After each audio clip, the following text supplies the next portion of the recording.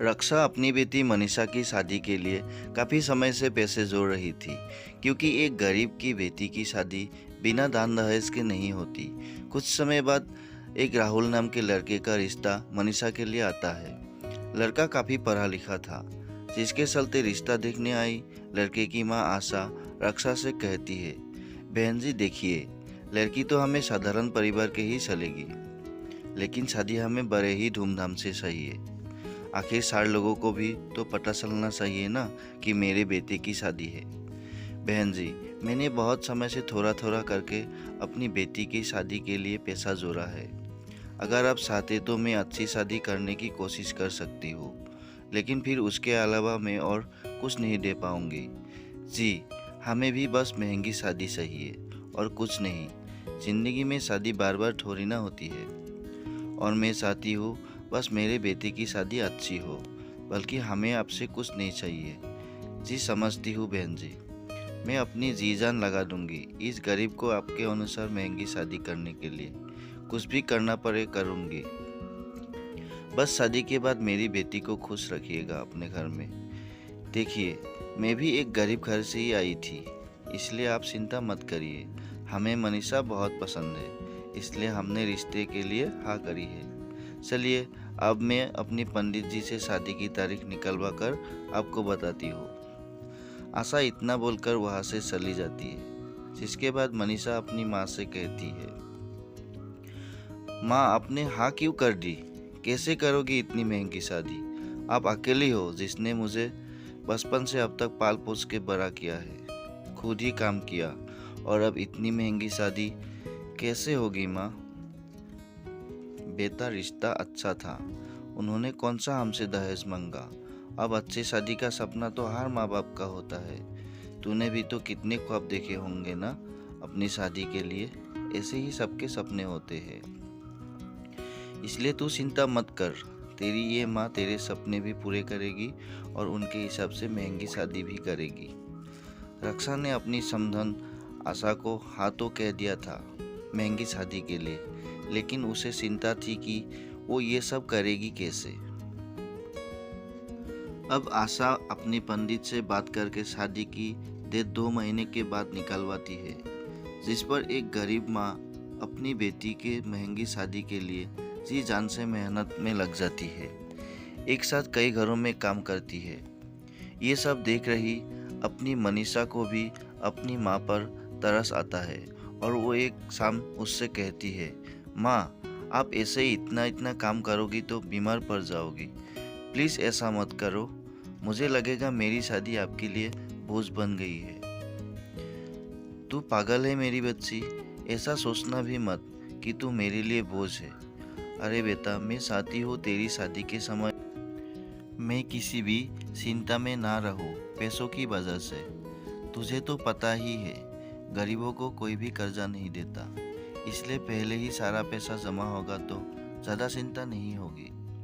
माँ, तो मैं भी आपकी मदद करूँगी, आप अकेले नहीं करोगी ये सब। मैं कोई जॉब भी नहीं कर सकती 2 महीने के लिए, तो आप के साथ ही लग जाती हूँ।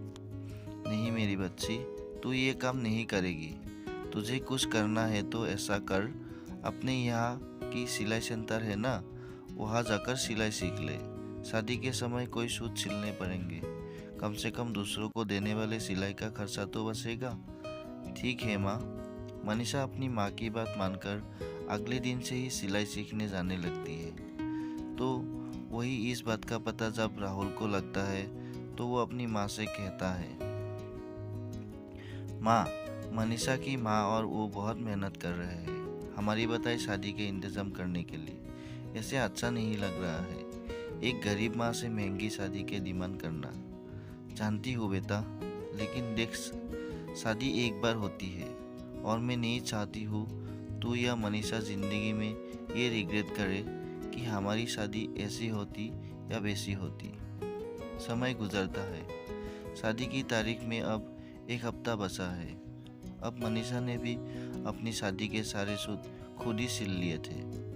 साथ ही रक्षा की इतनी सालों की बचत और अब कुछ समय में ही की हुई मेहनत उसको निश्चिंत कर देती है कि उसको अपनी बेटी की शादी के लिए किसी से कुछ मांगना नहीं पड़ेगा। अब रक्षा सारी काम छोड़कर अपनी बेटी की शादी की रस्में शुरू करवाती है। हल्दी वाले दिन एक गरीब के घर में बहुत रौनक होती है। सुंदर से पीले सूट में बैठी मनीषा को सबसे पहले रक्षा ही हल्दी लगाने की शुरुआत करती है और माँ बेटी के एक जैसे रंग के कपड़े देखकर रक्षा की पड़ोसन बिमला कहती है, क्या बात है रक्षा बहन, बेटी की शादी में कोई कमी नहीं छोड़ी, पूरे बड़े लोगों की जैसी शादी कर रही हो। उनका होता है ना, हल्दी में पीले कपड़े पहनते हैं। बिमला बहन, शादी एक बार होती है, मेरी एक लौती बेटी है, भले ही मैं गरीब हूँ, मेरी बेटी की शादी महंगी होगी, सब कुछ बहुत अच्छा होगा। इतना बोलकर रक्षा अपनी बेटी मनीषा की हल्दी लगाने की रस्म की शुरुआत करती है, जिसके बाद मोहल्ले की सभी औरतें बारी बारी मनीषा को हल्दी लगाती है। हल्दी का फंक्शन खत्म ही होने वाला था कि तभी आशा वहाँ आती है और रक्षा से कहती है, रक्षा जी, मैं तो यह अपने होने वाली बहू को शादी का जोड़ा देने आई हूँ, ये लीजिए, ये है मनीषा का शादी का जोड़ा और ज्वेलरीज। वैसे अपनी हल्दी तो बहुत अच्छी की है, सभी येलो येलो दिख रही है। मनीषा बेटा, मज़ा तो आ रहा है ना? जी माँ जी, चलो मैं भी तुम्हें शगुन की हल्दी लगा के ही जाती हूँ, बहुत काम है शादी वाले घर में। आशा भी मनीषा को हल्की सी हल्दी लगाकर चली जाती है, जिसके बाद रस्म खत्म होते ही रक्षा और मनीषा शादी का जोड़ा देखते हैं, जो कि बहुत ही सुंदर होता है।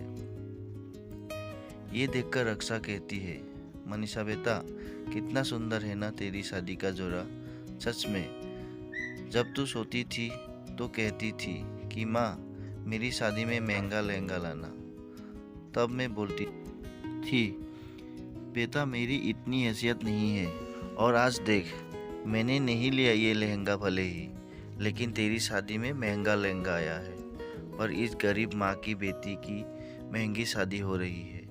सब याद रखेंगे मेरी बेटी की शादी को।